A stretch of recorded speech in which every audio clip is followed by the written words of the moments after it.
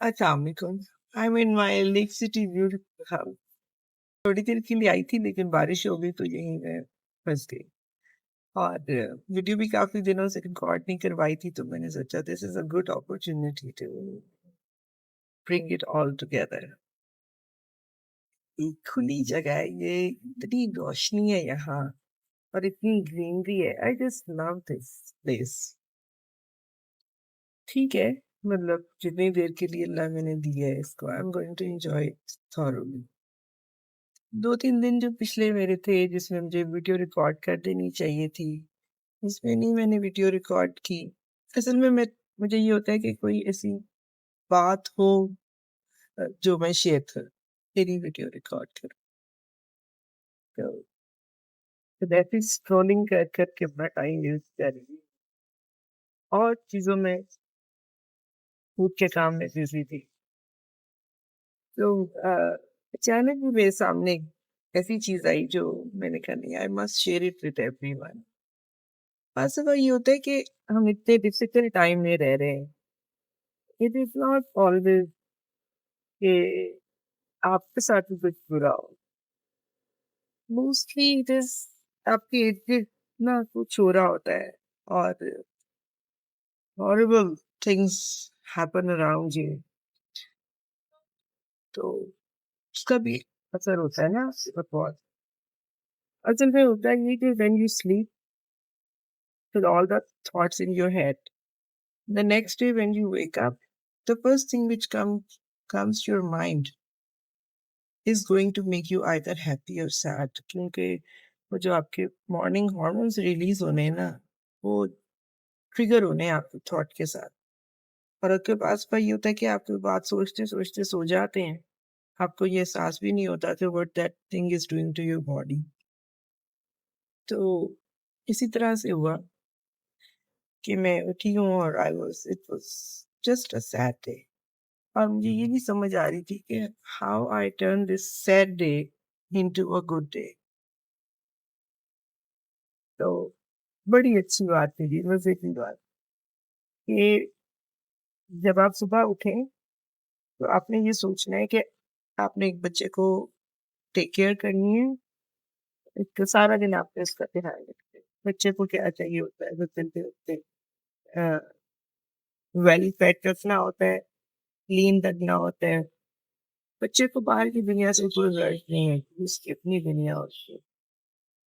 तो अगर आपको कभी ऐसे लगे, तो आपने वो दिन किसी बच्चे को सँभालते हुए गुज़ारना है, जिसकी दुनिया में बाहर की जो सब कुछ जो chaos है, उससे कोई फ़र्क नहीं पड़ता। और आपने उस बच्चे को एंटरटेन करना है, आपने उस बच्चे को खुश रखना है। अब बच्चे को तो आप लेके सैड फेस बना के नहीं बैठ सकते, वो तो is going to make your life very difficult. तो उसके साथ खेलना है, उसके साथ आपने टाइम गुज़ारना है। और उसके एंड में उन्होंने ये कहा वो बच्चा आप खो दें। दैट वाज़ वेरी अमेज़िंग, क्योंकि वाक़ई बाज़-दफ़ा ये दिक्कत है कि आप उस टाइम में चले जाएँ जहाँ आपको पता नहीं था कि आपके इर्द-गिर्द क्या हो रहा है। बच्चे को तो सिर्फ़ ये पता होता है कि उसका दिन कैसे गुज़रना है, उसने अपने टाइम पे सोना है, उठना है, खाना है, उसको एंटरटेन किया जाना है। आपको पता है बच्चा बोर हो तो आप कहते वो आपके लिए इमरजेंसी कहते थे। तो इसलिए ये बहुत मुझे मज़े की बात लगी कि आप वो वाला बच्चा बन जाएँ, जिसको बाहर की दुनिया से कोई गर्ज़ नहीं हो। Entertain yourself, feed yourself, diet को नहीं छोड़ दें, चीट कर लें। लेकिन इट इज़ वेरी इम्पोर्टेंट क्योंकि once you have those hormones in your body it takes a long time to subside. और वो सारा टाइम आप उन उन हार्मोन्स का मकसद क्या होता है? आपको सैड रखना। असल में जो इतना ज़्यादा डिप्रेशन फैला है ना, उसकी बहुत सारी वजूहात हैं जो हम अगर पिछले कुछ सालों को स्टडी करें last few years since Covid. अब स्कूल्स में जो इतनी ज़्यादा बच्चों को प्रॉब्लम्स हो रही हैं, स्कूल्स में बहुत ज़्यादा बच्चों के बिहेवियर्स चेंज हुए हैं, टीचर स्टूडेंट रिलेशनशिप बहुत ज़्यादा चेंज हुआ है। इन सब चीज़ों का आगाज़ उस टाइम पे हुआ जब कोविड हुआ और लॉकडाउन्स हुए और बच्चों ने स्कूलों में जाना छोड़ा और उनको लैपटॉप ऑनलाइन एजुकेशन का पता चला। सिंस दैट टाइम चीज़ें ऑनलाइन शिफ्ट होना शुरू हो गई। अब होता ये है कि अल्लाह ताला ने बड़ा एक्सप्लिसिटली कुरान में ये कहा है कि जो मुसलमान हैं, जो मोमिन होते हैं, वो बेहतरीन इसलिए होते हैं कि वो दरमियाना रास्ता इख्तियार करते हैं।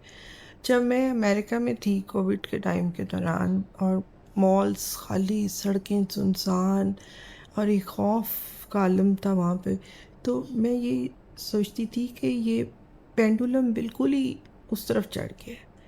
और जब कोविड नहीं था तो इस कदर ज़्यादा आउटगोइंग थी और इस कदर ज़्यादा लाइफ जो थी वो डिफरेंट थी। बहुत ज़्यादा सोशलाइजिंग थी, बहुत ज़्यादा मतलब पेंडुलम जो था ना वो इस तरफ को चढ़ा हुआ। फिर कोविड आया तो पेंडुलम इस तरफ को चढ़ गया। जो होना चाहिए ना वो दरमियान में होता है, वहीं पेंडुलम जो है वो